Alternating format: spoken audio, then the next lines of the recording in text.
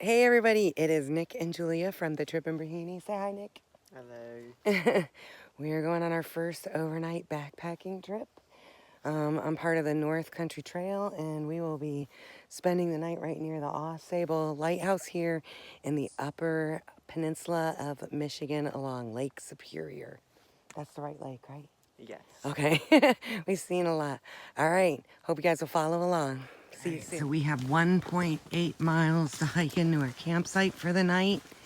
Just started on the trail. Nick is leading the way on the beautiful North Trail in the Upper Peninsula of Michigan. Absolutely beautiful. And from what I've read on the reviews, we have to be careful of the aggressive chipmunks that want our snacks out of our backpack. So we're coming up on our first clearing. I'm gonna go out here to the edge. We are right along Lake Superior. See the lighthouse over there, the very tip of that. So that's where we will be. That's where we're headed. It's beautiful.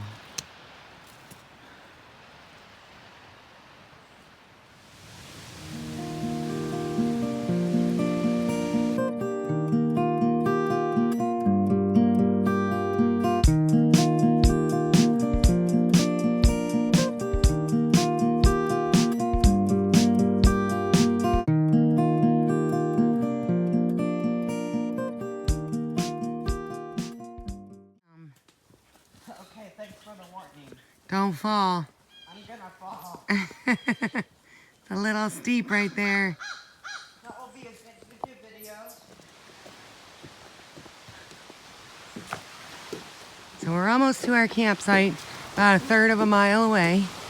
We got this little bridge we're gonna cross, this little inlet that feeds down into, I don't know all the terms, that feeds down into Lake Superior right there. So it's cool. They got some beautiful bridges and crossings here, but I'm gonna turn this off because I'm gonna hold on to the railing.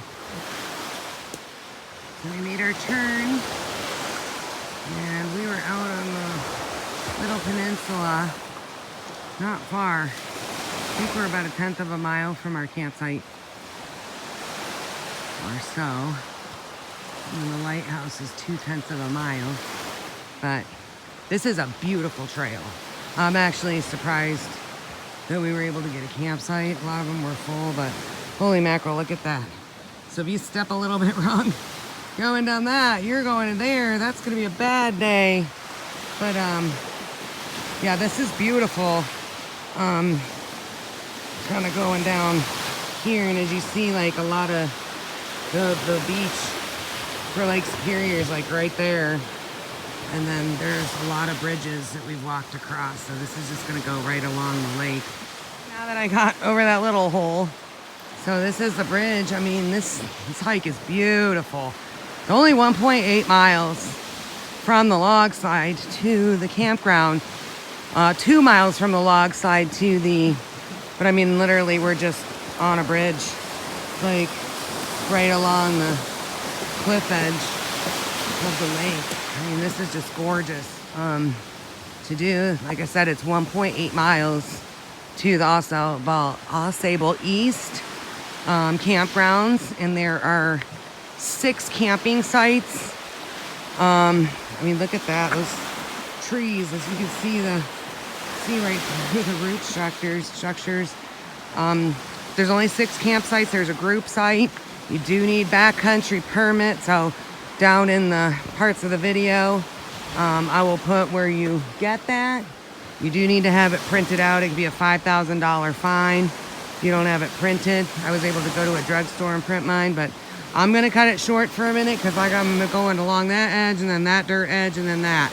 So I need to be paying attention, but I'll be back soon.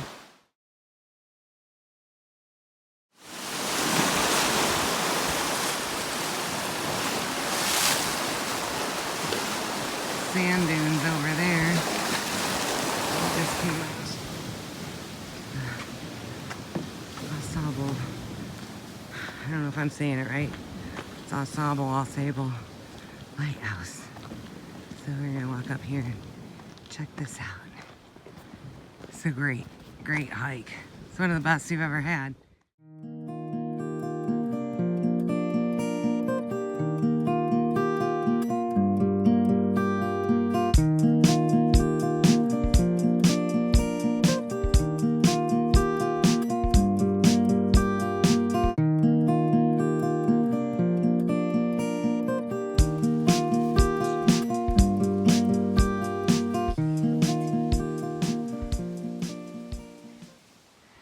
So Nick and I hiked in from Log Slide about 2 miles into Au Sable East Campground. There's 6 sites here. There's also a group site. Nick and I were at site 5. Site 5 is going to be nice in the morning because we're not going to get the sun, but there is a hill. I tried to find a good map of the campground before picking our site, but I couldn't really find one, so I almost tripped over a route. So I thought I would make this video. I mean, this is an awesome, especially even if you just want to do like a pack shakedown. You can park at Log Slide, but we wanted to park at Log Slide because it was, well, it says 1.8 miles into a hike in. It was actually closer to 2, we're finding out. But like, this is site 4. So it's not a very big site. You'd have to have a small tent. It's not really level. But it's right here near the fire pit. It's right here near the bear box. So, you don't really have far to walk from a fire. We have that hill. This is site 1. So, I mean, this is actually a really nice site right here because it's flat. You have the fire pit. You have obviously your food, toothpaste, anything scented is right there without having to walk too far. I don't know if I'm gonna be able to find all the sites right now. Okay, so site 2 is right down through there. So that's not a bad site either because you're just walking up here. They're communal fire pits. Each one does not have their own. There's 2 different ones. Site 3 is right there. That's not bad. That's a much better hill than what Nick and I have. It's a pretty steep hill to get to our site. But that being said, tomorrow morning when that sun pops up at whatever, 6 a.m., we're gonna have trees. So I don't know if you can hear behind me and see through the trees, obviously, but Lake Superior is right there, right on the other side. So if you need water, it's pretty steep right along here in front of the campground. But if you walk the about a half mile on your way to Au Sable Lighthouse, there's a lot of places where you can go down and get water a lot easier than right near the campground. So if you do need to get water, what we did was we came here, we got all set up for the evening, and then we lightened our packs a little bit, got our tent set up and stuff, and then we hiked the half mile to the lighthouse, which you'll probably see in some of the, so there, it's like 6:30 and Nick's already in there and I'm not far behind him. So here is our fire. I just spread it around so it would burn out. Site 6, it's not a bad site either. Not really sure where the site is. The 6 is right there. I'm guessing maybe you would set your tent up right there. But it's very rooty here. Not sure if you could set up right here maybe, because it's not level. They also do have a privy at this campsite. So you don't have water right here at the campground, but literally you can walk like 5 minutes. So the privy is back here.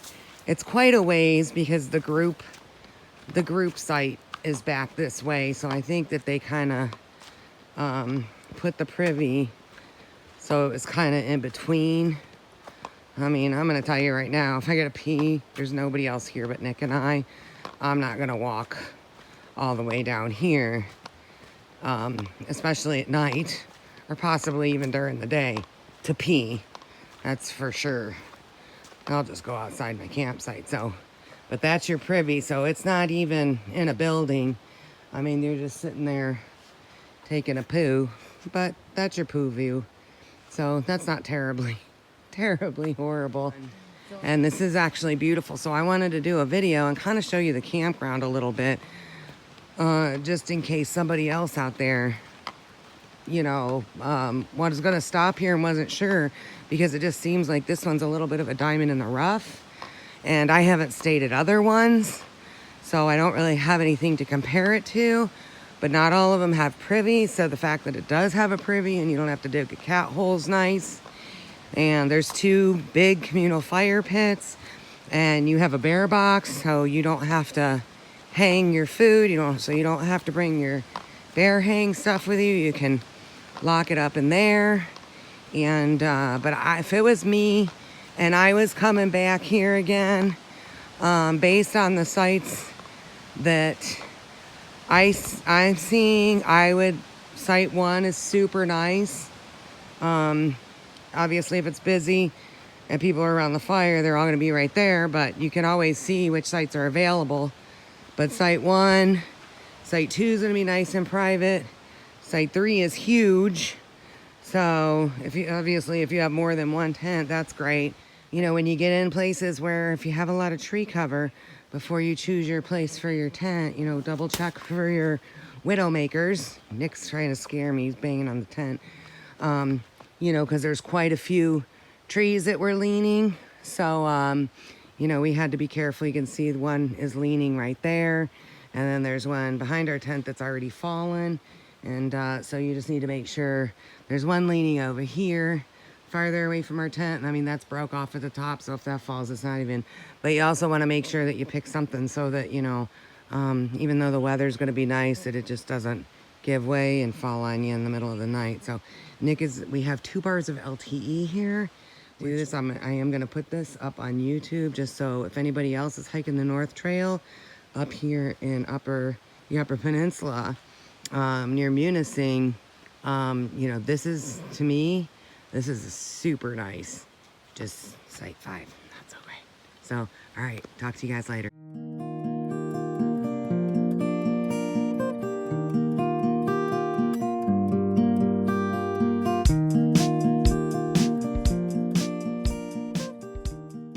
How do you feel about finishing your first overnight backpacking trip? I'm like relieved, but I'm sad, and I can't feel my legs right now. But aren't you proud of yourself? Yeah. Yeah, that's a pretty great experience. All right, well, thanks for coming with me, Nick. My pleasure. Do it again? This one? Depends. You might have to wait like a couple of weeks. Yeah, sounds good.